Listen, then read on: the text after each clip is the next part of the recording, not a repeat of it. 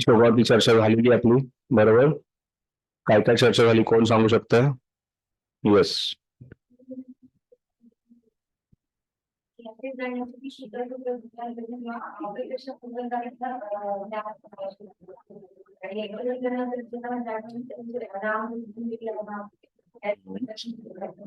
बर.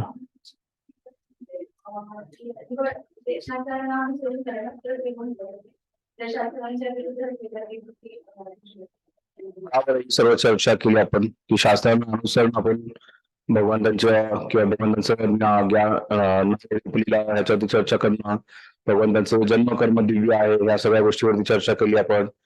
तर ही चर्चा का केली? शास्त्रांना अनुसरूनच आपण भक्ती केली पाहिजे किंवा शास्त्रातून ज्ञान प्राप्त करून भक्ती केली पाहिजे?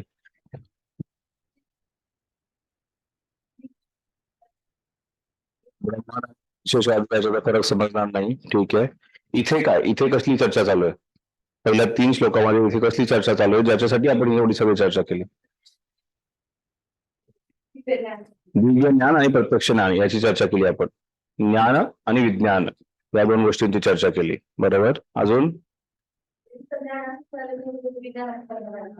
फक्त ज्ञान इम्पॉर्टंट नाहीये, महत्वपूर्ण नाहीये, त्याचं विज्ञानामध्ये परिवर्तन होणं अतिशय गरजेचं आहे. येस म्हणते काय म्हणा.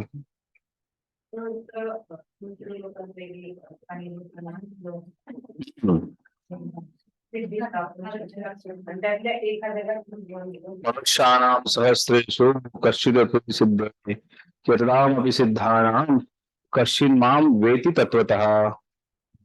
काय याचा अर्थ? हजारों एखादाच आहे जो सिद्धी प्राप्त करण्याचा प्रयत्न करतो आणि अशा हजारातले एक जो आहे त्याला माझ्याबद्दल तत्वतः समजतं.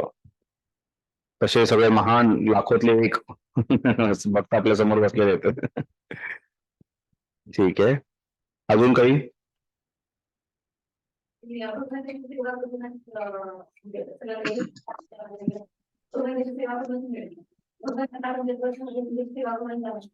बरोबर. इंद्रियाद्वारे आपण लोकांना समजू शकत नाही.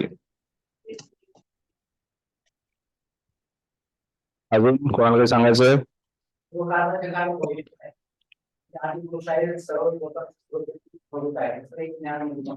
बरोबर. भगवंत जे आहे सर्व कारण आहेत, आदिपुरुष आहेत, सर्व स्त्रोतांचे स्त्रोत आहेत आणि हे आपल्याला समजणं, हे ज्ञान प्राप्त होणं अतिशय महत्वाचं. ज्ञान हे वेगवेगळ्या प्रकारचं आहे. त्या ज्ञानामध्ये विद्या अविद्या आहे. त्यात विद्या जी आहे ती म्हणजे भगवंतांबद्दलचं ज्ञान, पूर्ण ज्ञान, ती म्हणजे विद्या आहे. तर फक्त ज्ञान प्राप्त करणे म्हणजे वेगवेगळ्या गोष्टीचं अध्ययन करणं नाही, पण त्यातून योग्य ते गोष्टीचं अध्ययन करणं गरजेचं आहे. आणि ते ज्ञान म्हणजे भगवंतांबद्दलचं ज्ञान आणि ज्याची साधना करून त्याचं विज्ञानामध्ये परिवर्तन होतं. त्याच्याबद्दल आपण पाहिलं. तर आतापर्यंत आपण पाहत आहोत की कशा प्रकारे भगवंत जे आहेत हे सर्व कारण आहेत आणि भगवंत जे आहेत हे परम ईश्वर आहेत. त्यांच्याबद्दल त्यांचं सर्व जे काही आहे ते दिव्य आहे. आणि त्यामुळे इथून पुढच्या 4 ते 12 या श्लोकांमध्ये भगवंत आणि त्यांची जी शक्ती आहे त्या शक्तीचं वर्णन करण्यात आले. कशा प्रकारे भगवंत जे आहेत हे नियंत्रक आहेत, कशा प्रकारे भगवंत जे आहेत संहारक आहेत, कशा प्रकारे भगवंत जे आहेत हे निर्माता आहेत कोणत्याही गोष्टीचे. त्याचबरोबर आपण भगवंतांच्या वेगवेगळ्या ज्या शक्ती आहेत त्याचंही वर्णन पाहणार आहोत. श्लोक क्रमांक 4. भूमिरापो नलो वायू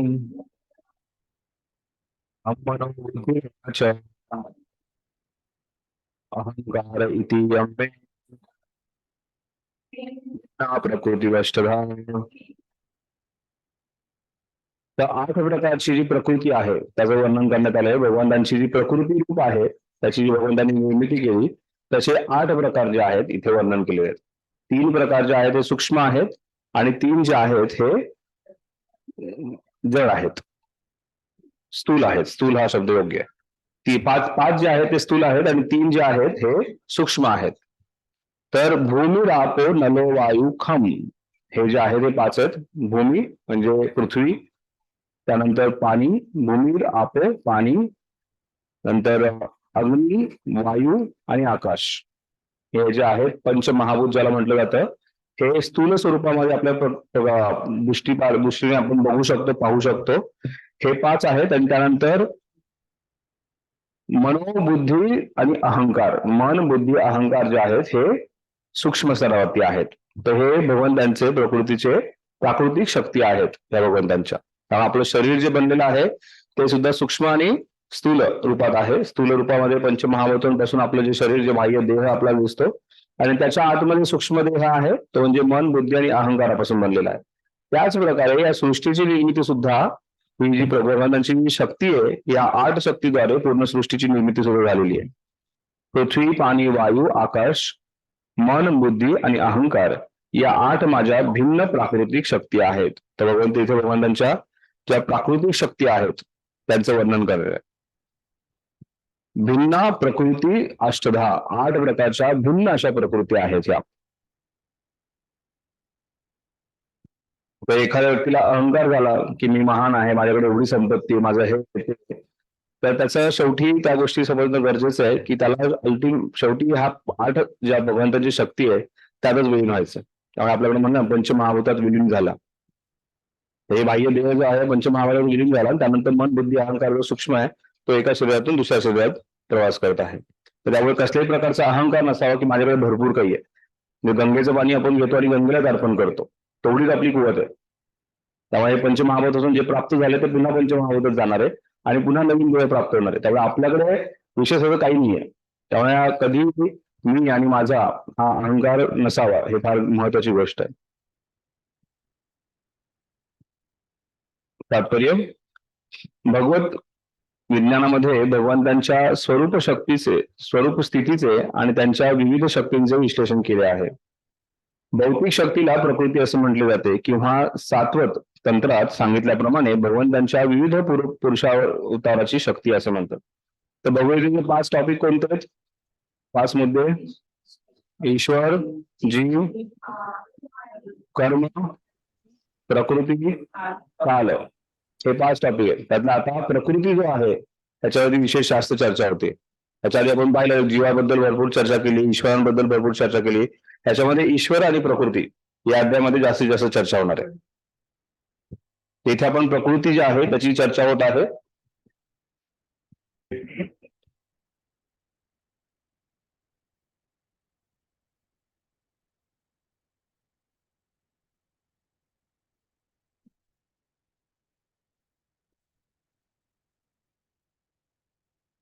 भगवंत विज्ञानामध्ये भगवंतांच्या स्वरूप स्थितीचे आणि त्यांच्या विविध शक्तीचे विश्लेषण केले जाते. भौतिक शक्तीला प्रकृती असे म्हणतात आणि सात्वत तंत्रात सांगितल्याप्रमाणे भगवंतांच्या विविध पुरुषावतारांची शक्ती असे म्हणतात. विष्णुस्तु त्रीणि रूपाणि पुरुषख्यानथो विदु, एकम तु महतम सृष्टम, द्वितीयम त्वंड संस्थितम, तृतीयम संभूतस्य तानि ज्ञात्वा विमुच्यते. प्राकृतिक सृष्टीच्या निर्मितीकरता भगवान श्रीकृष्णांचे विस्तारित रूप 3 विष्णू रूपे धारण करते. पहिले महाविष्णू हे रूप महत तत्व नावाच्या संपूर्ण भौतिक शक्तीचे निर्मिती करते. दुसरे गर्भोदक्षा विष्णू हे रूप प्रत्येक ब्रह्मांडामध्ये वैविध्यपूर्ण निर्मिती करण्यासाठी प्रवेश करते. आणि तिसरे शिरोदक्षाई विष्णू हे रूप सर्व ब्रह्मांडांमध्ये सर्वव्यापी परमात्मा म्हणून विस्तारित होते. इथे 3 भगवंतांचे जे रूप आहेत त्या ज्याच्याद्वारे ह्या भौतिक सृष्टीची निर्मिती केली जाते याचं वर्णन करण्यात आलेलं आहे. तर भौतिक सृष्टीची निर्मिती जी आहे ही भगवान विष्णूंपासूनच होते. जरी ब्रह्माजी जे आहेत ते निर्माता म्हणून ओळखले जातात, तरीही त्यांना जी काही बुद्धी आहे किंवा त्यांना जी काही गरजेच्या गोष्टी आहेत त्या सर्व भगवानचं विष्णूंपासून येतात. तर सर्वात पहिली गोष्ट म्हणजे महाविष्णू, जे महत तत्व नावाच्या संपूर्ण भौतिक शक्तीचे निर्मिती करते. तर या श्लोकाच्या द्वारे आपण पाहतो की कशा प्रकारे भगवंत जे आहेत हे भौतिक आणि आध्यात्मिक जगताचे निर्माता आहेत.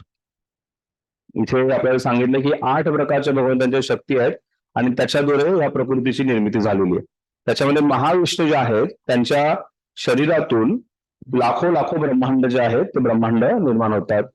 त्यामधून एक ब्रह्मांडामध्ये जे गर्भोदक्षा विष्णू आहेत त्यांच्या नाभीद्वारे हे 14 जे आपण लोक आहेत तर 14 लोकांची निर्मिती होते. नाभीतून जे कमळ येतं त्या कमळाचं जे दांड आहे त्या दांडामध्ये 14 लोक आहेत आणि त्याच्या कमळाच्या वरती जे आहे ते ब्रह्माजी ब्रह्माजींचा जन्म झाला आणि त्यानंतर ब्रह्माजींना तप तप हा शब्द ऐकायला आला.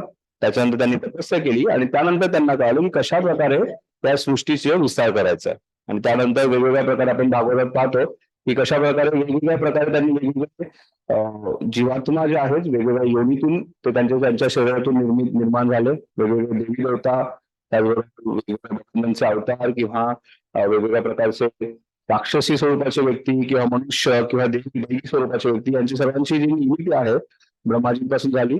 आणि त्याच ब्रह्माजींनी या पूर्ण जसं एखादं बिल्डिंग निर्माण करायचं असेल तर एक आर्किटेक्चरची गरज असते. तो आर्किटेक्चर जो आहे हा ब्ल्यू प्रिंट देतो की अशा प्रकारे या बिल्डिंग मध्ये इथे पिलर असला पाहिजे, इथे खिडकी असली पाहिजे, इथे भिंत, या सर्व त्याच प्रकारे ह्या पूर्ण भौतिक सृष्टीची ब्ल्यू प्रिंट जी आहे ती भगवंत विष्णूंनी ब्रह्माजींना दिली आणि त्यानंतर ब्रह्माजींनी पूर्ण सृष्टीची निर्मिती केली. आणि त्या हा ब्रह्मांड बनलेला आहे त्याच्यातला जो विस्तार आहे म्हणजे कसं एखादी मोकळी जागा आहे त्याच्यावरती आपण बिल्डिंग बांधतो ना, तो विस्तार जो आहे तो ब्रह्माजींनी केला आणि त्याचं ज्ञान जे आहे ते ब्रह्महृदय आदि कवय मुह्यंती सूर्य ते ब्रह्माजींना हृदयामध्ये जे ज्ञान प्रेरित केलं ते भगवंत विष्णूंनी केलं. तसंच ह्या प्रकृतीमध्ये सूक्ष्म स्तरावरती सगळ्या गोष्टी होत्या, त्या सूक्ष्म स्तरावरच्या गोष्टी सगळ्या एकत्र आणणे. त्याचबरोबर जसे जडतत्व आणि सूक्ष्म तत्व आहे म्हणजे भूमी राबो खम वायू, भूमी राबो नलो खम वायू म्हणजे अर्थ वॉटर फायर इथर, या 5 गोष्टी आणि मन बुद्धी अहंकार या सर्व गोष्टींना एकत्र आणून त्याचा विस्तार जो आहे तो नंतर ब्रह्माजींनी केला. पण ह्याची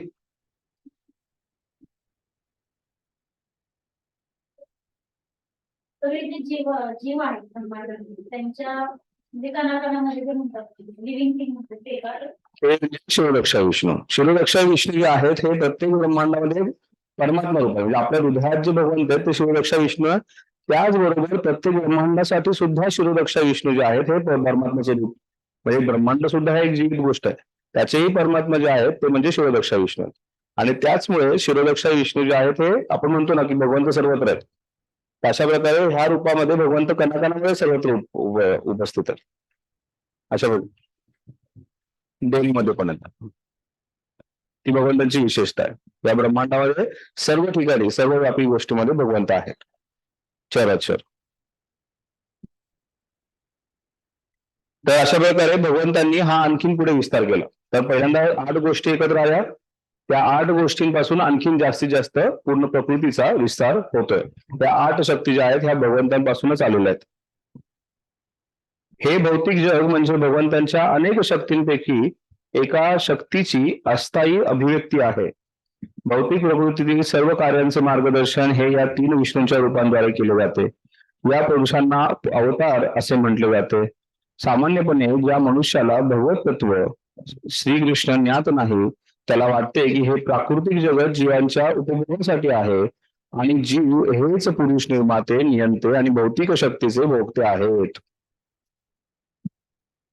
तर प्रभुपाद चिपणार नाहीयेत या श्लोकामध्ये विशेष करून सांगायला की आपण भोगते नाहीये, आपण निर्माते नाहीये, नियंते नाहीये, आपण जे आहोत भोक्ताराम यज्ञ तपसाम सर्व लोक महेश्वरम सर्वदम सर्वभूतानाम ज्ञात्वा माम शांतु. हे लक्षात ठेवणं आपल्याला फार गरजेचं आहे की भगवंत सर्व यज्ञांचे, सर्व तपांचे, सर्व गोष्टींचे भोक्ता आहेत आणि तेच महेश्वर आहेत, तेच ईश्वर आहेत 3 लोकांचे.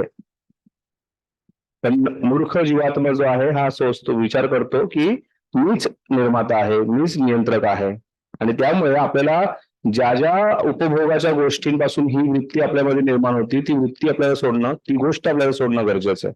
त्या गोष्टीपासून दूर जाणं गरजेचं आहे. आणि विशेष करून 4 नियमांचं आपण जेव्हा पालन करतो किंवा तर आपण ग्रॉसली म्हणजे स्थूल स्तरावरती आपण या गोष्टींचं पालन करतो, पण त्याचबरोबर सूक्ष्म स्तरावरती सुद्धा या 4 नियमांचं पालन करून आपल्यातली जी वृत्ती आहे भोग करण्याची ती आपण दूर करू शकतो. म्हणजे जसं थोडक्यात सांगायचं की व्यभिचार करायचा नाहीये, आपण स्थूल स्तरावरती ह्या गोष्टीपासून दूर आहे, सूक्ष्म स्तरावरती सुद्धा आपण त्यातून बाहेर निघणं गरजेचं आहे. मांसाहार करायचा नाहीये, पण बऱ्याच वेळा मांसाहार करायची लालसा किंवा मद्यपान करायची लालसा कुठे ना कुठे कशा प्रकारे काही येऊ शकते एखाद्या व्यक्तीला त्या गोष्टीची सवय असेल तर, किंवा जुगार खेळण्याची लालसा, पैसे कमवण्यासाठी वेगवेगळ्या प्रकारच्या गोष्टी आपण करतो जुगार खेळण्यासारख्या. तर तशाही गोष्टीतून आपण दूर जाणं फार गरजेचं आहे जेणेकरून स्थूल रूपाने आपण करतो, सूक्ष्म रूपाने सुद्धा त्यातून बाहेर निघणं गरजेचं आहे, ज्याच्यातून आपली जी भोग करण्याची वृत्ती आहे ती दूर जाईल. आणि त्यासाठी हे जाणून घेणं गरजेचं आहे की आपल्या हातात कसलंही नियंत्रण नाहीये किंवा आपण स्वतः काही असं आणलेलं नाहीये, काही कमावलेलं नाहीये. जे काही आहे ते भगवंतांच्या शक्तीद्वारे निर्मात आहे आणि त्याचा संहार झाल्यानंतर ते भगवंतांच्या शक्तीमध्येच विलीन होणार आहे. आपलं असं काहीच राहणार नाहीये. भगवद्गीतेत सांगितल्याप्रमाणे नास्तिकाचा हा निर्देश खोटा आहे. प्रस्तुत श्लोकामध्ये श्रीकृष्ण हेच प्राकृतिक सृष्टीचे आदिकारण असल्याचे सांगण्यात आले आहे. प्राकृत सृष्टीचे घटक म्हणजे भगवंतांच्या विभाजित शक्ती आहेत. निर्विशेषवाद्यांचे लक्ष ब्रह्मज्योती ही सुद्धा वैकुंठ लोकातील अभिव्यक्त झालेली आध्यात्मिक शक्ती आहे. वैकुंठ लोकामध्ये ज्याप्रमाणे आध्यात्मिक वैविध्य आहे त्याप्रमाणे ब्रह्मज्योतीत नाही आणि निर्विशेषवादी या ब्रह्मज्योतीला शाश्वत परम लक्ष स्वीकार करतात. परमात्मा रूपी श्री शिरोदक्षाई विष्णूचे अस्थायी सर्वव्यापी रूप आहे. भगवत धामात परमात्मा रूपाची अभिव्यक्ती नित्य असत नाही, म्हणून वास्तविक परमसत्य म्हणजे भगवान श्रीकृष्ण आहेत. ते सर्व शक्तिमान पुरुष आहेत आणि विविध प्रकारच्या भिन्न अंतरंगा शक्तीने युक्त आहेत. त्यामुळे आपल्या सर्वांना माहिती आहे भगवंतांचे 3 स्वरूप आहेत. परमसत्याचे 3 स्वरूप आहेत. कोणते? निर्विशेष ब्रह्म, परमात्मा आणि भगवान. ब्रह्मन, परमात्मा आणि भगवान. तर इथे प्रभुपाद त्या 3 गोष्टींचं वर्णन करतात, वेगळ्या स्वरूपात मानतात. प्रभुपाद सांगतात की भगवंतांची जशी ही भौतिक शक्ती ज्याच्यामध्ये 8 प्राकृतिक शक्तीद्वारे पूर्ण भौतिक निर्मिती होते, त्याच प्रकारे आध्यात्मिक जगतामध्ये सुद्धा एक शक्ती आहे, त्याला ब्रह्मज्योती म्हणतात. पण या ब्रह्मज्योतीमध्ये कसलीही विविधता नाहीये आणि ती विविधता नसल्यामुळे तिथे जीवात्मा संतुष्ट किंवा आनंदी राहू शकत नाही. त्याचबरोबर परमात्मा रूप जे आहे हे भगवंतांचं आध्यात्मिक जगतात नाहीये. परमात्मा रूप आत्मा म्हणजे ज्याची काही विशेष काही पूजा केली जाते किंवा ज्याच्याकडे आकर्षित होते त्याच्यातही विविधता नाहीये आणि त्याच्यातही विविधता नसल्यामुळे जीवात्म्याला एकच मार्ग राहतो, तो म्हणजे भगवंतांची पूर्ण पुरुषोत्तम भगवान म्हणून पूजा करणे. त्यामुळे जो मार्ग व्यक्तीने अनुसरावा तो म्हणजे भगवंतांना पूर्ण पुरुषोत्तम भगवान म्हणून मानण्याचं अतिशय गरजेचं आहे. नाही, परमात्मा जे आहे ते भौतिक जगात आध्यात्मिक जगात सर्व ठिकाणी आहेत, पण वैविध्यता नाहीये त्याच्यामध्ये. तुम्ही परमात्मावरती किती जास्तीत जास्त मेडिटेशन करू शकता, आध्यात्मिक जगतात जाऊन सुद्धा मेडिटेशन करणार आहात का? आध्यात्मिक जगतामध्ये व्यक्ती काय करतो, तो तिथे सेवा करतोय. पण सेवा करण्यासाठी काहीच नाहीये त्याच्यासाठी, त्यामुळे त्यातही वैविध्यता नाहीये. त्यामुळे प्रभुपाद इथे लिहित आहेत की भगवंतांच्या परमात्मा रूपी शिरोदक्ष विष्णूंचे अस्थायी सर्वव्यापी रूप आहे. अस्थायी येते सर्वव्यापी रूप आणि भगवत धामात परमात्मा रूपाची अभिव्यक्ती नित्य असत नाही. अभिव्यक्ती नित्य असत नाही तिथे. तर त्यामुळे ती वैविध्यता नसल्यामुळे वास्तविक परमसत्य म्हणजे भगवान श्रीकृष्ण हेच आहेत, हे समजणं फार गरजेचं आहे. किती दुर्भाग्याची गोष्ट आहे, वेगवेगळ्या प्रकारच्या संकल्पना लोक घेऊन येतात, वेगवेगळ्या प्रकारचे तत्वज्ञान लोक घेऊन येतात, स्वतःला भगवंत म्हणतात, दुसऱ्याला कसं भगवंत बनवायचं म्हणतात, कोण म्हणतात. त्याचबरोबर ब्रह्मांड परमात्मा हे तर वेदात वर्णन केलेलं आहे आणि त्याची पूजा करावी म्हणतात. पण परम सत्याच्या ज्या उच्चतम स्तरापर्यंत पोहोचण्यासाठी किती व्यक्तीला कष्ट करावे लागतात तसं पाहायला गेलं तर. स्वतःच्या नानाच्या आधारावरती लोक जाण्याचा प्रयत्न करतात. आपण किती आपल्याकडे चैतन्य महाप्रभूची एवढी कृपा आहे की आपण खूप जास्त भाग्यशाली आपण. काही दिवसापूर्वी पंढरपूरला मी गेलो होतो तर त्यावेळेस ह्याच गोष्टीची चर्चा चालली होती. वारकरी संप्रदाय एवढा मोठा संप्रदाय, एवढे सगळे प्रवचन होतात, त्याच्यापैकी कित्येक जणांना माहिती आहे की अद्वैताची जी तत्व आहे, अद्वैताचं तत्व हे योग्य नाहीये, तरी पण ते सोडू शकत नाहीयेत. म्हणजे एक वारकरी महाराज वार्तालाप चालू होता, त्यावेळेस म्हणाले मला मान्य आहे तुम्ही द्वैतवाद पालन करताय ते अगदी बरोबर आहे. द्वैतवादात सांगितलं भगवान आणि कृष्ण हे वेगळे आहेत हे तुम्हाला मान्य आहे, पण तरीही पण वारकरी संप्रदायात अद्वैताचं एवढं तत्व पालन केलं जातं की आम्ही त्याला सोडू शकत नाही, त्याच्याशिवाय बोलल्याशिवाय राहू शकत नाही. आम्हाला ते बोलावंच लागतं, नाही तर आमचे प्रवचन कुणी ऐकणार नाहीत. एवढी दुर्भाग्याची गोष्ट आहे. तर प्रभुपादांच्या कृपेने आपण एवढे भाग्यशाली आहोत की आपल्याला सर्व शक्तिमान परमपुरुष भगवंत जे आहेत यांची भक्ती करण्यासाठी, यांना भजण्यासाठी आपल्याला मिळत आहे. वर सांगितल्याप्रमाणे भौतिक शक्तीमध्ये 8 प्रधान अभिव्यक्ती आहेत. त्यापैकी प्रथम म्हणजे पृथ्वी, पाणी, अग्नी, वायू आणि आकाश होय. यांना स्थूल किंवा विराट सृष्टी म्हटले जाते आणि यामध्ये शब्द, स्पर्श, रस आणि गंध या 5 शब्द, स्पर्श, रूप, रस, गंध या 5 इंद्रियांचा समावेश करण्यात आला आहे. भौतिक विज्ञानात या 10 तत्वांशिवाय इतर कशाचाही समावेश नसतो. परंतु मन, बुद्धी, अहंकार या 3 तत्वांकडे भौतिकवाद्यांनी दुर्लक्ष केले आहे. मानसिक क्रियांचा अभ्यास करणाऱ्या तत्वज्ञानांना सुद्धा पूर्ण ज्ञान नसते, कारण त्यांना सर्व गोष्टींचे उद्गम भगवान श्रीकृष्णांचे ज्ञान नसते. मिथ्या अहंकार, मी आणि माझे हा सांसारिक जीवनाचा मूलाधार आहे आणि यामध्ये भौतिक क्रिया करणाऱ्या 10 इंद्रियांचा समावेश आहे. बुद्धी म्हणजे संपूर्ण भौतिक सृष्टी किंवा बृहत महत्त्वाचे निर्देश करते.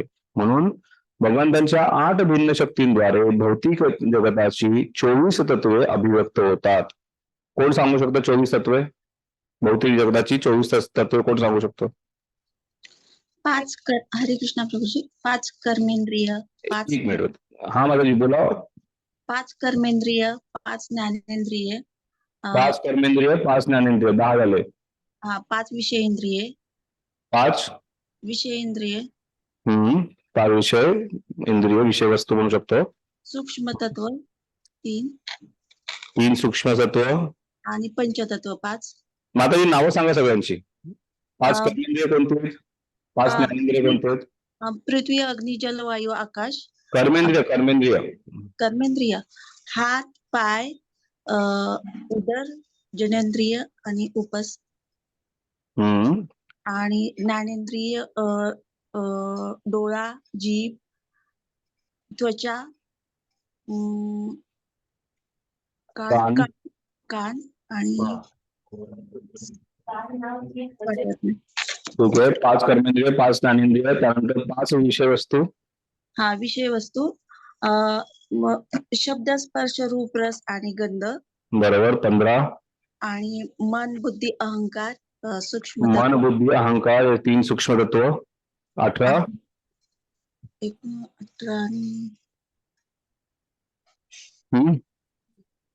पंचमहाभूत 5 पृथ्वी, पाणी, अग्नी, वायू आणि आकाश. किती झाले? 23 आणि प्रधान आत्मा आणि प्रधान आहे ना प्रभूजी? आत्मा आणि परमात्मा 24 मध्ये येत नाहीत. नाही का? 25 आणि 26 आहे त्याच्यावर आत्मा आणि परमात्मा. आत्मा काय? आणि त्याचबरोबर प्रधान जे 3 गुण आहेत, सत्वगुण, रजगुण आणि तमोगुण, यांचे जे आहे प्रधान, ते अशा प्रकारे 24 तत्व जे आहेत त्या 24 तत्वांपासून ह्या पूर्ण सृष्टीची निर्मिती झालेली आहे. हे महत्वाचं आहे, लक्षात ठेवा. परीक्षेमध्ये येणार आहे किंवा समजून सांगण्यासाठी महत्वाचं आहे. हे सांगितल्यानंतर जरा वाटतं की काहीतरी व्यवस्थित यांना नॉलेज आहे, ज्ञान आहे यांना. ही 24 तत्व म्हणजे नास्तिक सांख्य तत्वज्ञानाची विषय वस्तू आहे. मूलतः ही सारी तत्वे म्हणजे भगवान श्रीकृष्णांच्या शक्तीची उपशाखा आहे आणि त्यांच्यापासून भिन्न होतात. परंतु अल्पज्ञ सांख्य तत्वज्ञानांना श्रीकृष्ण हे सर्व कारणांचे कारण आहे हे ज्ञात नसते. भगवद्गीतेत सांगितल्याप्रमाणे सांख्य तत्वज्ञानाच्या विवेचनाचा विषय म्हणजे भगवान श्रीकृष्णांच्या केवळ बहिरंग शक्तीची अभिव्यक्ती होय. त्याशिवाय बरेच सांख्य तत्वज्ञानी आहेत, हे 24 तत्वांचा पूर्णपणे अभ्यास करतात, पण त्यानंतर सर्वात महत्वाचं म्हणजे 25 आणि 26 आत्मा आणि परमात्मा हे विसरून जातात आणि भगवंतांना विसरल्यामुळे त्यांना त्यांचं जे तत्वज्ञान आहे हे विफल ठरतं. कोणाला काही प्रश्न आहे श्लोक क्रमांक 4 वर? हो प्रभूजी. महेश तू कुठे? हरे कृष्ण.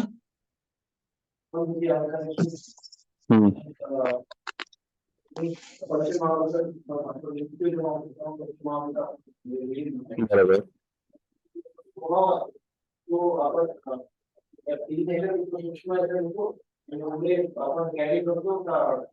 प्रवीणचा प्रश्न आहे की कशा प्रकारे आपण पंचमहाभूतात विलीन होतो. त्याच्यामध्ये आपलं शरीर जे आहे हे पृथ्वी, पाणी, अग्नी, वायू आणि आकाश असं बनलेलं आहे या स्थूल शरीरापासून. आणि त्याचबरोबर सूक्ष्म शरीर सुद्धा आपलं आहे, ते म्हणजे मन, बुद्धी, अहंकाराचं. तर जेव्हा स्थूल शरीराचा नाश होतो त्यानंतर सूक्ष्म शरीर आत्म्याबरोबर एका शरीरातून दुसऱ्या शरीरात परिवर्तित होतं. आणि त्याचमुळे आपल्याला भूतकाळात घडलेल्या अशा घटना ज्याचा प्रभाव मनावरती असतो किंवा ज्या प्रकारचे संस्कार आपल्या मनावरती झालेले असतात किंवा ज्या प्रकारचा स्वभाव पूर्वजन्मात व्यक्तीचा असतो, पूर्व कुठल्याही जन्माचा असू शकतो, त्याचे रिफ्लेक्शन त्या गोष्टी या जन्मात सुद्धा त्या व्यक्तीकडून दिसून येतात, त्या व्यक्तीवर दिसतात. जो प्रभाव त्याच्या बुद्धीवरती झालाय, जो प्रभाव त्याच्या मनावरती झालाय आणि कशा प्रकारचा तो व्यक्ती अहंकार आहे त्याच्यामध्ये, त्याच गोष्टी तो पुढे कॅरी फॉरवर्ड करतो, तो पुढे घेऊन चालतो आणि नंतर त्याच प्रकारे त्याची वृत्ती होते. त्यामुळे आता आपल्या मनाला शुद्ध करणं गरजेचं आहे. आपली बुद्धी जी आहे ही तीक्ष्ण किंवा जास्त शक्तिशाली करणं गरजेचं आहे आणि आपला अहंकार जो आहे कमी करणं गरजेचं आहे. कारण जर या जन्मात पूर्ण झालं नाही तर पुढच्या जन्मात आणखी ओझं घेऊन जायचं नाहीये. आपण बरंच ओझं जे आहे मागचं घेऊन चाललोय पुढे आणि ते आणखीन त्यात ओझ्यात टाकत राहतोय. जसं मी सांगितलं ना, त्या रेल्वेतल्या 2 मुलांची भांडणाबद्दल सांगितलं होतं, आठवतंय? रेल्वेमध्ये एकदा प्रवास करताना पाहिलं की 2 मुलं जी आहेत आपल्या खांद्यावरती त्यांच्या पिशव्या होत्या. कसल्या पिशव्या होत्या? बाटल्या गोळा करण्याच्या. तर तुम्ही बघितलं असेल, तुम्ही रेल्वेमध्ये बाटल्या गोळा करायला येत असतात परत. तर असे बाटल्या गोळा करत आले आणि दोघं एका ठिकाणी आले जिथे आम्ही उभे होतो आणि तिथे मध्ये एक बाटली होती. तर दोघं त्या बाटलीवरती तुटून पडले आणि तुटून पडल्यानंतर त्याने बाटलीचा चिन्हबंद केला. त्याच्यानंतर दोघांनी एकमेकांना मारायला सुरुवात केली. दोघांनी एकमेकांचं रक्त काढलं आणि एवढं सगळं केल्यानंतर काय केलं, एक जण त्याच्या विजयी झाला, त्याने ती बाटली उचलली आणि आपल्या खिशात टाकली. तशाच प्रकारे या भौतिक जगतामध्ये एका कुठल्या तरी भौतिक वस्तूकडे व्यक्ती आकर्षित होतो. 2 व्यक्ती आकर्षित होतात, एकमेकांशी भांडतात, मारामारी करतात, त्याच्यातून त्यांचा अहंकार करून सर्व गोष्टी ज्या आहेत त्या निर्माण करतात आणि त्याच्यानंतर तो जो कचरा आहे काम, क्रोध, मद, मोह, मत्सरचा, तो उचलतात आणि आपल्या खांद्यावरती टाकतात. असं कितीतरी कचरा ऑलरेडी घेऊन चालले होते ते एका बाटली, त्यांच्याकडे 1000 बाटल्या होत्या, एका बाटलीसाठी ते भांडले. त्याच प्रकारे या जगामध्ये आपलं जीवन चाललं. म्हणजे आपण छोट्या शुल्लक कचरा उचलतोय आणि टाकतोय. त्यामुळे आणि तो आपण घेऊन परत पुढच्या जन्मात घेऊन आणतो. असं ओझं जे आहे भरपूर मोठं ओझं घेऊन चाललेलं आपण थोडा विचार केला आपल्या विचारांचा, आपल्या स्वभावाचा, आपल्या मनात येणारे विचार आहेत किंवा आपल्या बुद्धीचा आपल्यावरचा जो प्रभाव, या सर्व गोष्टींचा विचार केल्यानंतर लगेच कळेल की आपण भरपूर कचरा जो आहे तो घेऊन चाललोय. बरोबर, भरपूर मोठं ओझं घेऊन चाललोय, ते सोडणं गरजेचं आहे. मी कालच एका रिक्षातून येत होतो, रिक्षावरची चर्चा चालली होती. रिक्षाला म्हणत होता की माझ्यावरती कर्जाचं बोज आहे, मला कर्ज वाढवायचं असतं, मी काय करू वगैरे. मी म्हणलं तुम्ही डोंगर चढताय, डोंगर चढताना एक व्यक्ती आहे ज्याने पूर्ण बॅग भरली आहे, बाजूला बायको आहे, मुलं आहेत, त्यांच्याही बॅगा त्यांनी घेतलेल्या आहेत. त्यात पाण्याची बाटल्या आहेत, 5 लिटरची पाण्याचं कॅन आहे आणि ऑक्सिजनचा मास्क घेतलेला, ऑक्सिजन घेतलंय, आणखी भूक लागेल म्हणून जेवायला ब्रेड बटर सगळ्या गोष्टी गोळा केलेल्या आहेत. असा व्यक्ती आणि दुसरा एक व्यक्ती जो चाललाय त्याने फक्त काय बाबा एक छोटीशी पाण्याची बाटली इथे चाललाय. तो कोण जोरात जाणार आहे? दोन पाण्याची बाटली घेऊन चाललाय, आरामशीर जाणार आहे आणि त्रासही होणार नाही त्याला. त्यामुळे आपल्या ओझं जे आहे सोडणं गरजेचं आहे, तरच आपण प्रवास जो आहे कम सामान काय ते कम सामान ज्यादा आराम असं काय म्हणतो. आम्ही आता 4धाम यात्रेला गेलो होतो, तर त्यावेळेस मी एका माताजीने भरपूर वेळ सामान घेऊन चाललं होतं आणि त्या केदारनाथला चढत होत्या त्या सामानावर. माताजी माताजी कम सामान ज्यादा आराम. माता प्रभु जी शादी के पहले था.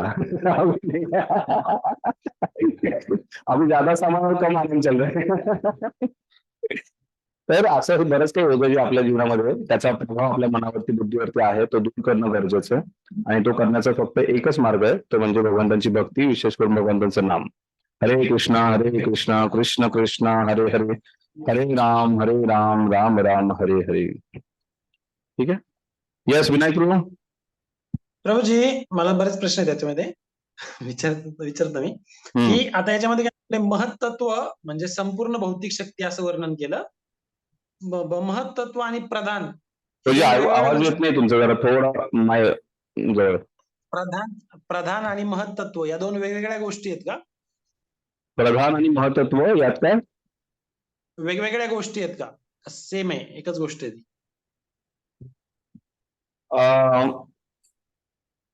प्रधान जे आहे हे आपण पुढे पाहणार आहोत. पुढच्या एक 11-12 श्लोक मध्ये आपण पाहणार आहे कशा प्रकारे प्रधान म्हणजे भगवंत सांगतात की पूर्ण माझी शक्ती जी आहे, म्हणजे 3 गुण आहेत, सत्वगुण, रजोगुण आणि तमोगुण, हे माझ्या अधीनतेमध्ये माझ्यापासून निर्माण झालेले आहेत. तो एक प्रधान आहे. आणि महत्त्व जे आहे हे पूर्ण तत्व आहे. म्हणजे हा भौतिक तत्व जे आहे पूर्ण ज्याची पूर्ण निर्मिती झालेली आहे त्याला महत्त्व असं म्हणू शकतो. तर आपण पाहतो की ज्या श्लोकामध्ये भगवंत सांगतात प्रकृती क्रियमाणाने गुन्हेकर्माने सर्वशः अहंकार विमळात्मा करता मिती म्हणते. त्याच्यामध्ये काय सांगतात भगवंत, प्रकृतीच्या अधीनतेमध्ये 3 गुण आहेत. पण ही प्रकृती जी आहे भौतिक प्रकृती जी आहे प्रकृतीमध्ये आध्यात्मिक प्रकृती आणि भौतिक प्रकृती, त्यात विशेष करून जी भौतिक प्रकृती म्हणजे महत्त्व आहे. त्यामुळे या 2 गोष्टी वेगळ्या आहेत, महत्त्व आणि प्रधान. प्रधान जे आहे हे 3 गुणांचे जे नियंत्रक आहेत किंवा अधिपती आहेत त्यांना आपण प्रधान म्हणू शकतो. आणि महत्त्व जे आहे त्याच्यामध्ये भरपूर विस्तार आहे या सर्व गोष्टींचा. ठीक आहे प्रभूजी. अजून एक आहे प्रश्न आहे प्रभूजी. महाविष्णूपासून निर्माण झालेलं आहे. प्रभूजी अजून एक प्रश्न आहे माझा. आपण पाहणार होतो श्लोक येणार त्याचा, आपण त्याच्यावर चर्चा करायची. भगवंत म्हणतात मी सर्व निर्माण करतो पण मी या सर्व कोणत्याही गोष्टीत अडकत नाही. एक मिनिट, विनायक अजून काही त्यांचं कंटिन्यू करतो. हो प्रभूजी, त्याच्यामध्ये हे माणसाला पटकन कळतं की 5 जे पंचमहाभूत आहेत ते भगवान श्रीकृष्णांची शक्ती आहे, हे पटकन कळतं. पण मन बुद्धी अहंकार हे भगवंताची शक्ती हे पटत नाही. त्यातल्या त्यात अहंकार तर अजिबातच म्हणजे लक्षात येत नाही की भगवंताची शक्ती कसं काय अहंकार म्हणजे, आणि मन आणि बुद्धी पण. आज जे आहे तर भगवंतांची शक्ती पंचमहाभूत जे आहे भगवंतांची शक्ती लगेच कळतं, कारण आपल्या डोळ्याला दिसतं, निर्मिती होते त्याच्यापासून काहीतरी निर्माण होतं, उदंस होतं, या सगळ्या गोष्टी दिसतात. पण विशेष करून मन बुद्धी आणि अहंकार हे भगवंतांची शक्ती हे कसं कळणार. सर्वात पहिली गोष्ट म्हणजे मन बुद्धी अहंकार जे आहे ही भौतिक आणि आध्यात्मिक त्या दोन्ही स्तरावरती आहे. जे शुद्ध मन आहे, शुद्धी बुद्धी पूर्ण ज्ञानमय आहे, आणि त्याचबरोबर जो अहंकार हा फॉल्स इगो नाही आहे, ट्रू इगो आहे. तो जो आहे तो आध्यात्मिक जगतातही आहे आणि भौतिक जगतात आहे. तर आपण जेव्हा हे सटल शरीर ज्या सूक्ष्म शरीर जे आहे त्या भौतिक जगतातही आहे आणि आध्यात्मिक जगतातही आहे. त्यानंतर हे कशा प्रकारे आपण समजू शकतो की हे भगवंतांची ही शक्ती आहे, तेही महत्वाचं आहे. कारण थिंकिंग विलिंग आणि फिलिंग, मनाचं जे आहे 3 प्रकार आहेत, थिंकिंग विलिंग फिलिंग नाही, विचार करणे, इच्छा व्यक्त करणे, आणखी एक महत्वाची गोष्ट राहिली जाणीव असणे. ठीक आहे, आठवल्यानंतर सांगतो. त्या 3 गोष्टी ज्या आहेत ह्या मनातून नेहमी निर्माण होत असतात आणि ह्याचं नियंत्रण सुद्धा आपल्याकडे नाहीये. या सर्व गोष्टींचं नियंत्रण जे आहे ते भगवंतांकडे आहे. ज्या प्रकारच्या इच्छा, ज्या प्रकारच्या विचार आपल्या मनामध्ये येतो, या सर्व गोष्टींचं नियंत्रण सुद्धा भगवंतांकडे आहे. फक्त त्या व्यक्त करण्याचे नियंत्रण स्वातंत्र्य जे आहे ते जीवात्म्याकडे, की माझ्याकडे ही अशी इच्छा आहे आणि अशी इच्छा जी आहे माझी पूर्ण करायची आहे, माझी ही पूर्ण करा, एवढा तो जीवात्मा जो आहे हा व्यक्त करू शकतो. त्यानंतर बुद्धी जी आहे, जसं आपण म्हणतो की जीवात्मा जो आहे हा सच्चिद आनंद आहे, सत चित आणि आनंद. तर जो सनातन आहे पूर्ण ज्ञानमय आहे, पण त्या ज्ञानमय गोष्टीवरती आच्छादन भौतिक जगतात आल्यानंतर आच्छादन आलेलं आहे. तसं जीवात्मा जेव्हा भौतिक शरीर जगतामध्ये येतो तो एका शुद्ध पाण्याच्या थेंबाप्रमाणे असतो जो आकाशातून पडतो. तो पाण्याचा थेंब जेव्हा येतो आणि या भौतिक सृष्टीमध्ये जमिनीवरती स्पर्श होतो त्यावेळेस तो काय होतो, गदी होऊन जातो.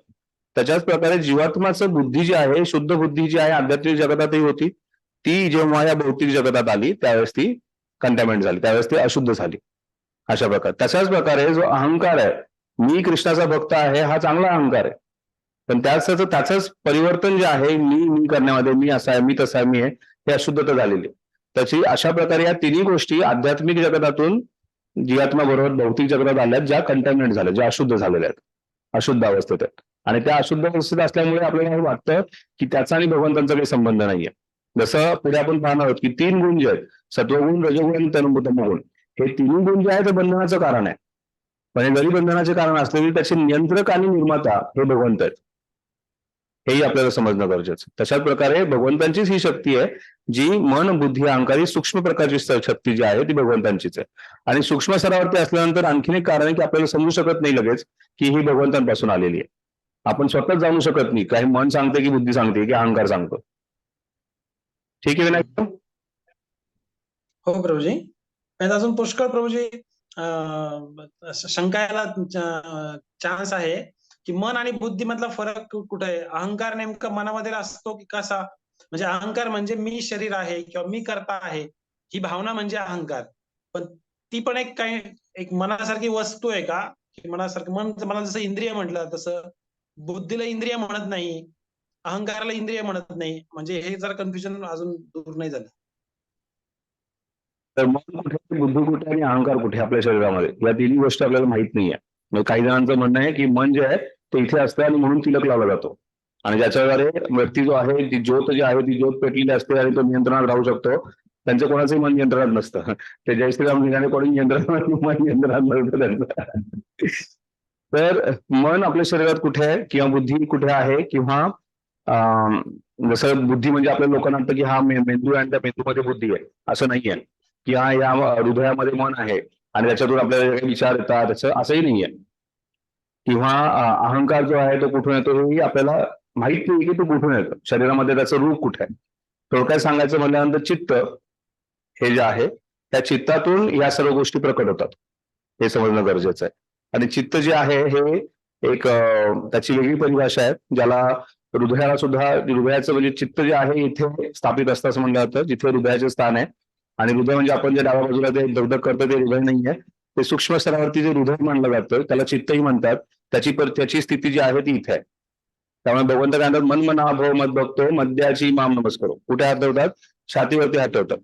त्यामुळे चित्त, मन, हृदय जे आहे त्याची स्थिती जी आहे ती या ठिकाणी आहे असं मानलं जातं. पण तरीही ते एवढं सूक्ष्म आहे की त्याला भौतिक दृष्ट्या आपण पाहू शकत नाही. जसं आत्म्याला जर व्यक्तीला अनुभव घ्यायचा असेल तर आत्मा जो आहे हा पूर्ण शरीरामध्ये एका शक्तीच्या रूपामध्ये विस्तारित झालेला आहे. बरोबर आहे? आत्मा कोणी सांगू शकतं आत्मा कुठे आहे? नाही. नाही. पण आत्म्याला जर समजून घ्यायचं असेल तर आपण काय दुसऱ्या अध्यायातच पाहिलं की त्यांचा विस्तार जो आहे पूर्ण शरीरामध्ये चेतनेच्या भावाने सर्व ठिकाणी आहे. त्याच प्रकारे मन, बुद्धी आणि अहंकार कुठे आहे आपण सांगू शकत नाही, पण त्याचा अनुभव आपण घेऊ शकतो. प्रत्येक मिनिटाला त्या गोष्टीचा आपण अनुभव घेऊ शकतो. त्यामध्ये मन आणि बुद्धी काय, यातला फरक कसा समजायचा? बुद्धी जी आहे ही गुरु साधू शास्त्रांवरती आधारित आहे. मन जे आहे हे फक्त इंद्रियभोगावरती सध्या आधारित आहे. जोपर्यंत ते आपलं पूर्ण मित्र होत नाही तोपर्यंत ते फक्त इंद्रिय भोगावरती आधारित आहे. मग ती जर वस्तू, ती गोष्ट इंद्रिय भोगाकडे आकर्षित करत असेल तर ती मनापासून आलेला आदेश आहे. आणि जर ती शास्त्रांच्या आधारावर आपल्याला इंद्रिय भोगापासून दूर करून जर भगवंतांच्या जवळ घेऊन जात असेल तर ती बुद्धी आहे, अशा प्रकारे आपण समजू शकतो. तिसरी गोष्ट तुम्ही विचारली तो म्हणजे अहंकाराबद्दल. अहंकार कसा आणि कुठे समजायचा, त्याचं लोकेशन माहित नाहीये कुठे, पण अहंकार जो आहे हा तेवढाच योग्य आहे, ज्याला आपण स्वाभिमान सुद्धा म्हणू शकतो. स्वाभिमान म्हणजे स्वबद्दल अभिमान. स्व म्हणजे मी कृष्ण भक्त आहे, मी कृष्ण दास आहे, या गोष्टीचा अभिमान असणं योग्य आहे. पण त्याच्यात मी दीक्षित भक्त आहे, मी काउन्सिलर आहे, मी अध्यक्ष आहे, किंवा काय मी स्त्री आहे, मी पुरुष आहे, आणि त्यासोबत जे वादविवाद चाललेत कृष्ण भक्ताच्या नावाखाली, त्याला स्वाभिमान म्हणत नाही, त्याला अहंकार म्हटला जातो. ठीक आहे ब्रो. म्हणजे मनामध्ये मी येणं म्हणजेच अहंकार झाला ना, मीपणा. वाढवतं का? इथला आवाज कमी ऐकतो मी.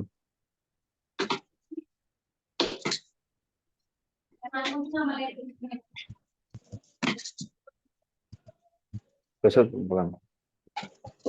हरे कृष्णा प्रभूजी. हा बोला माताजी. म्हणजे मनामध्ये मीपणाचा भाव येणे हाच अहंकार झाला ना. आता सध्याच्या परिस्थितीमध्ये आपल्यामध्ये जो अहंकार आहे हा सत्य नाहीये, हा खोटाच आहे, हा फॉल्स इगोच आहे, हे आपल्याला समजणं गरजेचं आहे. आपण तेवढे शुद्ध झालेले नाहीये की प्रत्येक गोष्टीमध्ये कृष्ण पाहू किंवा कृष्णाशी संबंध जोडू.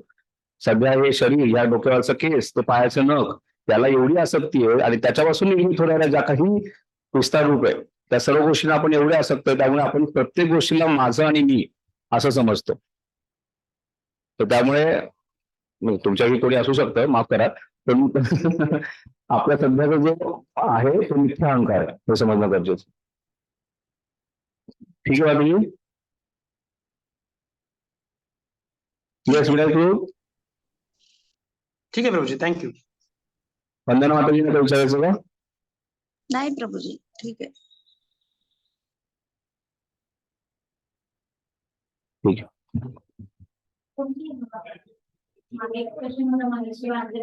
आपल्याकडे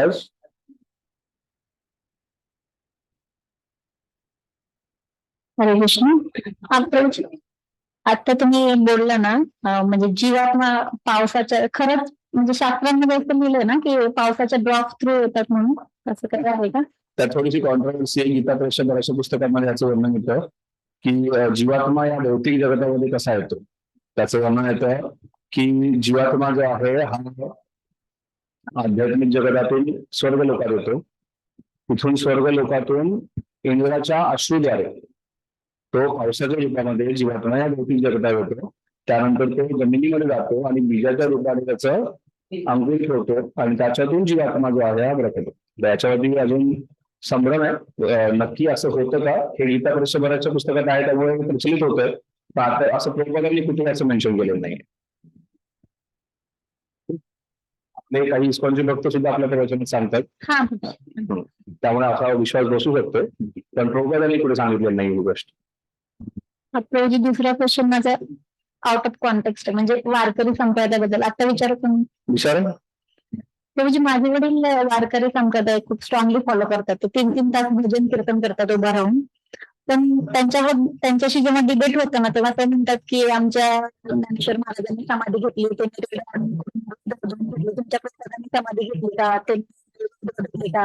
मग त्यांना आम्हाला प्रभुपादांनी जेव्हा 2 तास केले तर समाधीच होती त्यांची. पण ते वयाच्या 80व्या वर्षी नंतर एखाद्या व्यक्ती जो आहे हा शरीर म्हणजे पूर्णपणे निर्जित झालेलं शरीर आहे. अशा अवस्थेमध्ये कृष्णाबद्दल गुणगान करणं ही समाधीच आहे. वयाच्या 82व्या वर्षी म्हणजे ती भौतिक रूपाने जाऊन स्वतःला बंद ठिकाण करणं ही एक समाधी वेगळी आहे. पण पूर्ण समाधीस्थ होणं जसं आपण अष्टांग काय अष्टांग योगाचं वर्णन करतो. अष्टांग समाधीची स्थिती म्हणजे काय, पूर्ण भगवंतांचं चिंतन करणं. प्रभुपाद समाधीस्थ होते. प्रभुपादांना कसली इच्छा नव्हती आणि त्या परिस्थितीमध्ये प्रभुपाद समाधीस्थ होतो. म्हणजे कोणालाही त्या अशा मृत्यूच्या शैयावरती बनलेला व्यक्ती आहे त्याला स्वतःच्या आसक्तीबद्दल सोडून दुसरं काही आठवत नाही. कृष्णाबद्दल एवढं निरंतर चिंतन करणं आणि त्याच्याबद्दल त्याचं ट्रान्सलेशन करणं कृष्णाला जोक. त्यामुळे प्रभुपाद समाविष्ट होतं पहिली गोष्ट. आणि दुसरी गोष्ट प्रभुपादांनी वेदांपेक्षा बेकार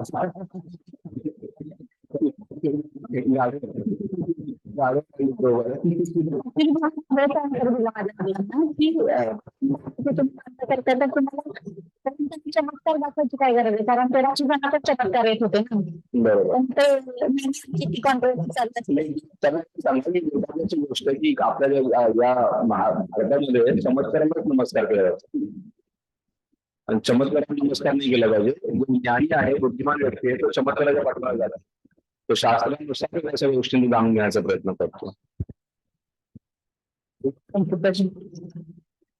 ठीक आहे. अजून कोणाकडे गोष्ट प्रकृतीच्या बोध निघायचं. तर आता आपण पाहिलं की भगवंतांची भौतिक प्रकृतीची निर्मिती कसं होते. पुढच्या श्लोकात आपण पाहणार की भगवंतांची आध्यात्मिक प्रकृती काय, भौतिक आध्यात्मिक जगताची प्रकृती काय. श्लोक क्रमांक 5.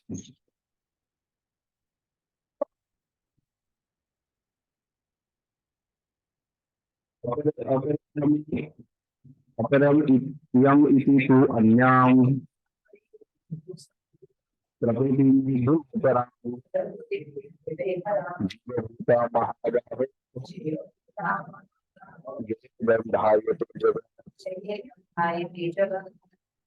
आवाज तुटतोय प्रभूजी.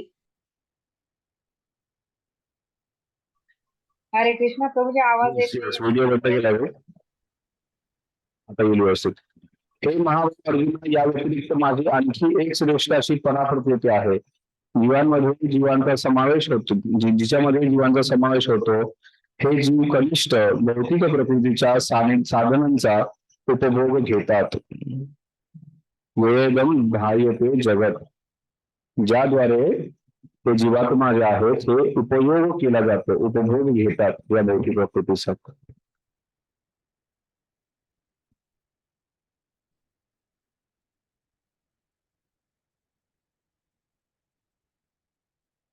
तर हे जे शक्ती भगवंतांची शक्ती पाहिली, त्याच्या व्यतिरिक्त ही जी आहे ती भगवंतांची आध्यात्मिक शक्ती आहे, त्याला पराशक्ती म्हणतात. इथे भगवंत म्हणतात अपरा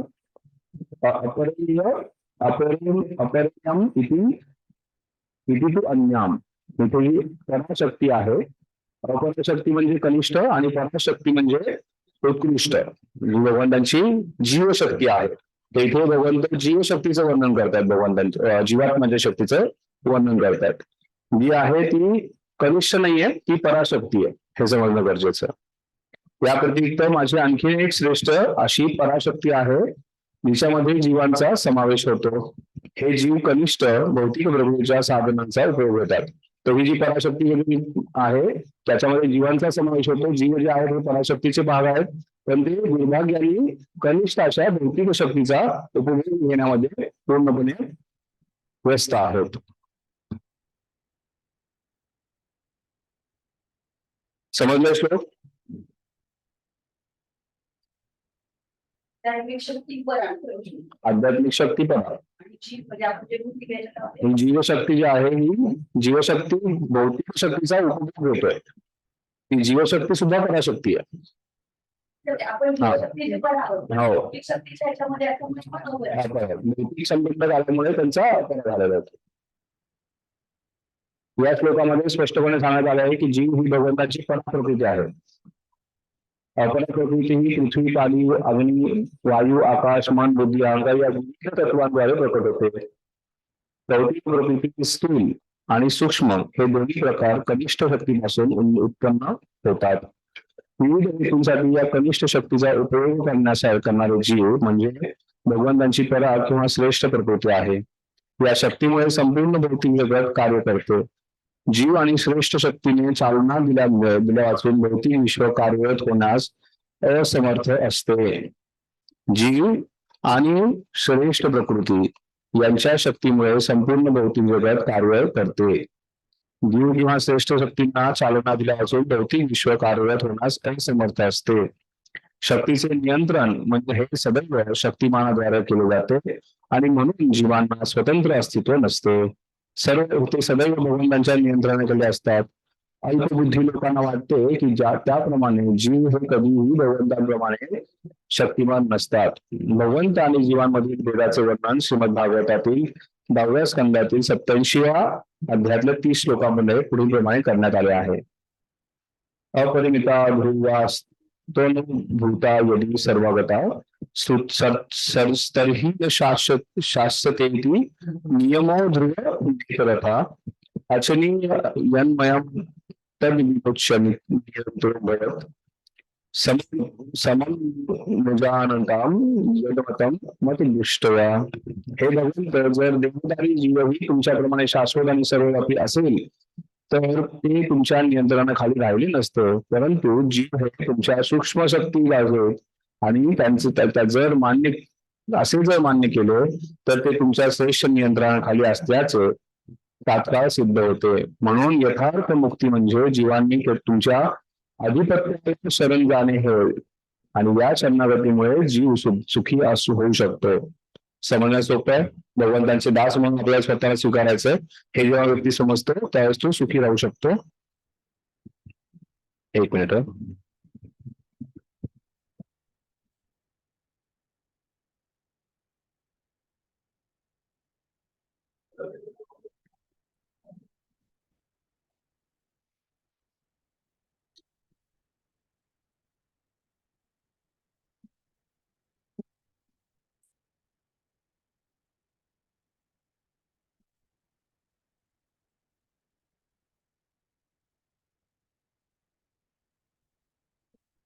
भगवान श्रीकृष्ण हेच केवळ नियंत्रक आहेत. सर्व जीव त्यांच्या नियंत्रणाखाली आहे. जीव म्हणजे भगवंतांची शक्ती आहे. कारण गुणात्मक दृष्ट्या जीव हे भगवंतांसारखेच आहेत, परंतु परिणामात्मक दृष्ट्या हे भगवंतांशी कधीच बरोबरी करू शकत नाही. स्थूल आणि सूक्ष्म अपराशक्तीचा उपयोग करीत असताना पराशक्तीला आपल्या वास्तविक आध्यात्मिक मन आणि बुद्धीचे विस्मरण होते.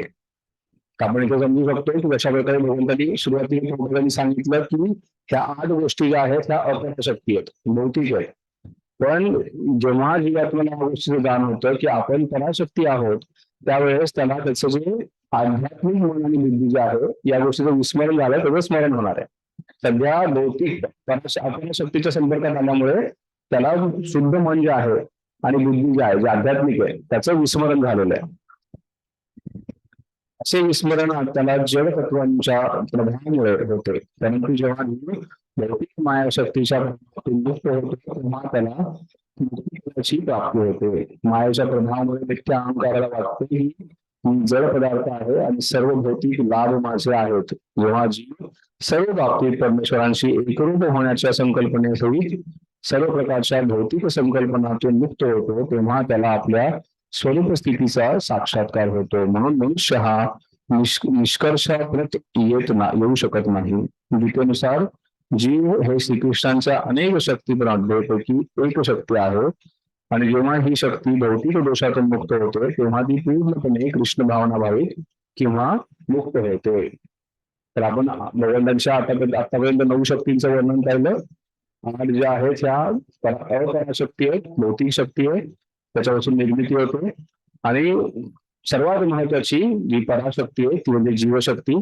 ज्यात आपण पाहिलं की ह्या जीवशक्ती शिवाय या भौतिक भौतिक जो सृष्टी निर्मिती आहे ती चालू शकत नाही.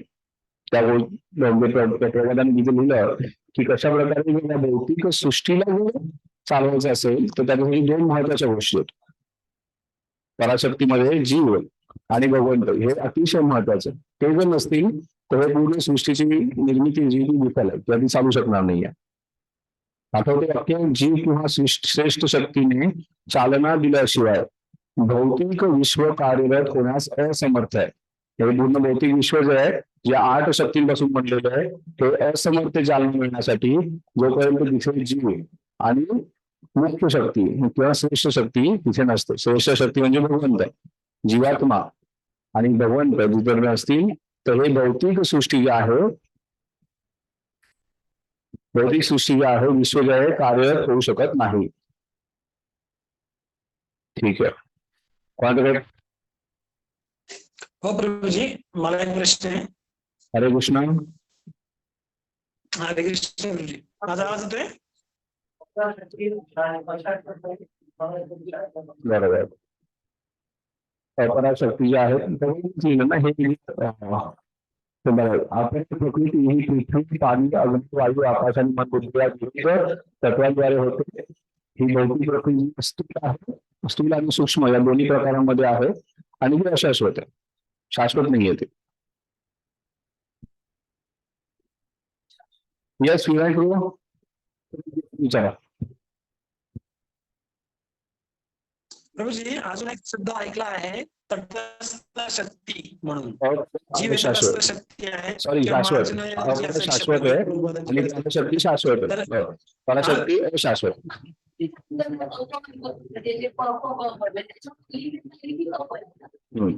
बरोबर. बरोबर. ही अपराशक्ती. भौतिक जगत जे आहे अपराशक्ती आहे आणि आध्यात्मिक जी आहे ती पराशक्ती आहे.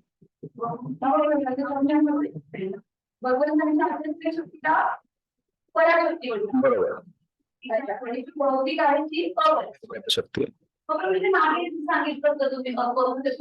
सांगितलं होतं. विश्लेषण जे आहे ते गोष्टी सांगितलं होतं. मी सांगितलं होतं की त्याच्यामध्ये त्या 5 गोष्टी ज्या आहेत त्याच्यातच जीवात्मा अडकलेला आहे. तो म्हणजे परिश्रम, तो म्हणजे प्रेम, आणि शेवटी सर्वात मोठं भय जे आहे ते मृत्यूच आहे. तर या भयामध्येच व्यक्ती अडकलेल्या आहे. ह्याची चर्चा आपण त्याच्यावरती केली होती. मी तर राग, भय, क्रोध, शीतधीरमय दीक्षित याच्यामध्ये त्याच्यावेळी राग या शब्दावरती चर्चा करताना, आसक्ती या शब्दावरती चर्चा करताना आपण त्या वर्गाची चर्चा केली होती. पराशक्ती श्रेष्ठ आहे, अपराशक्ती कनिष्ठ आहे. पराशक्ती शाश्वत आहे. बरोबर. शाश्वत आहे. बरोबर.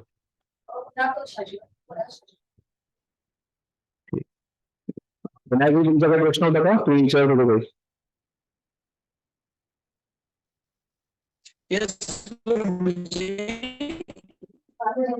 आवाज काय तुमचा?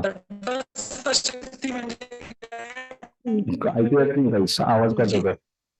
प्रभूजी आवाज नाही येते. हरे बोल. हरे कृष्ण, आवाज नाही येत. हरे कृष्ण, आवाज तुटतोय प्रभूजी, क्लिअरिटी नाहीये. हरे कृष्णा कृष्णा कृष्णा हरे क्लिअर आवाज नाहीये. राम राम राम हरे हरे. आता येतोय असला आवाज? नाही प्रभूजी, आवाज तुटतोय तुमचा. मध्ये मध्ये मध्ये तुटतोय आवाज. आणि शिटी वाजते.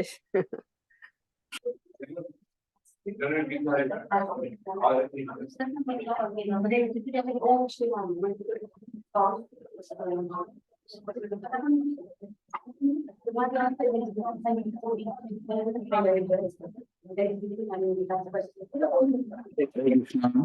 तिकडचा आवाज येत नाही ऑनलाईन आणि दुसरी गोष्ट इथून आवाज कमी होता, तर मी व्हिडिओ पण बंद केला.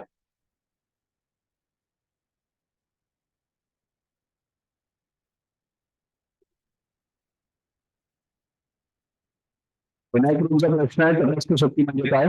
आपण याच्यावरती चर्चा केली होती. तटस्थ शक्ती म्हणजे जीवात्मा. तटस्थ जीवात्मा जो आहे हा अंतरंग शक्तीमध्ये येते नाही आणि तो बहिरंग शक्तीमध्ये सुद्धा येत नाही. तो मध्ये आहे. त्यामुळे तटस्थ आहे, तटावरती येतो. त्याचं हा बीच लोक मला सांगतात. बीच म्हणजे तो ना समुद्राकडे आहे, ना तो कोरड्या जागेवरती. अर्धा वेळेला अर्धा सुका येतो. तसा आहे तो जीवात्मा आहे, तो तटस्थ शक्ती आहे. ठीक आहे. विशेष पोझिशन आपली तटस्थ म्हणून, ना घर का ना घाट का. आपल्याला ठरवायचं कुठं जायचं आपल्याला, घाटावरती की घर. आवाज येतोय आता सर्वांना व्यवस्थित? नाही येतोय आवाज, कट होतोय. नाहीये प्रभूजी, मध्ये मध्ये ब्रेक होऊ लागलाय आवाज. हा आवाज तुमचा वाढवायचा, ऐकू येत नाही काय? माझा वाटतं इथूनच आवाज येत होता. कोणीतरी बोला तिकडून हरे कृष्णा महामंत्र आम्हाला शुद्ध करा. हरे कृष्ण हरे कृष्ण हरे कृष्ण कृष्ण कृष्ण हरे हरे कृष्ण हरे हरे राम राम हरे हरे राम राम राम हरे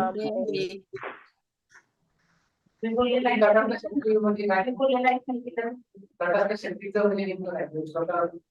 जीवात्मा शक्ती आहे, भगवंतांची अंतरंग शक्ती आहे, भगवंतांची बहिरंग शक्ती. बहिरंग शक्ती म्हणजे मायाशक्ती आणि अंतरंग शक्ती म्हणजे राधाराणी लादान. त्याच्यामध्ये जे आहे तो जीवात्मा, ना इकडचं ना तिकडचं.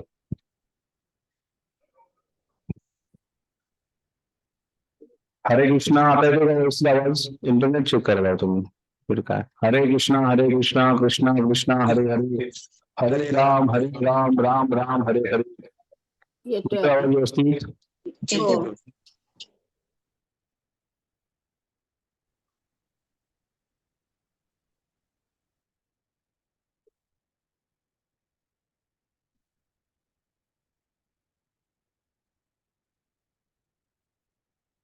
Okay.